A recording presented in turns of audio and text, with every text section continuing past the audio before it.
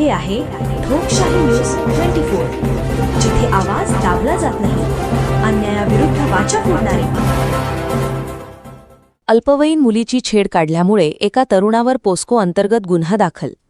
सदर तरुणी इयत्ता 10वीमध्ये शिकत असून आज दिनांक 15/7/2026 रोजी ती तरुणी शाळेत जात असताना तिच्या सायकलमध्ये बिघाड झाल्याने ती तिच्या मैत्रिणीच्या घरी गेली असता दोघी गप्पा मारत असता तो तरुण पाठीमागून येऊन तिचा हात धरला व तिला त्याच्या घरी घेऊन गेला. म्हटला, माझ्यासोबत रिलेशनशिप कर व माझ्या घरात बसून ठेवले. त्या मुलीने त्याला नकार दिला असता त्याने बळजबरी केली व तो त्या मुलीला म्हटला की मी तुझी फेक आयडी करेल, तुला बदनाम करेल. मुलीला लज्जा उत्पन्न होईल असे कृत्य त्या सदर तरुणाने केले. मुलीने आरडाओरड केली व तेथून पळ काढला असता त्या मुलीच्या त्या ठिकाणी असलेल्या सिक्युरिटी यांनी त्या मुलाला पकडून ठेवून शाळेमध्ये नेले व मुलीच्या घरच्यांना फोन करून बोलावून घेतले. तरीही त्या मुलाने व त्याच्या घरच्या लोकांनी मुलीला व आई व भाऊ यांना शिवीगाळ करून जीवे मारण्याची धमकी दिली.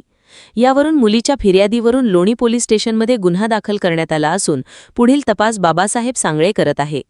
ठोकशाही न्यूज 24 साठी विशेष प्रतिनिधी अजय लोखंडे, प्रवरनगर, बाभळेश्वर.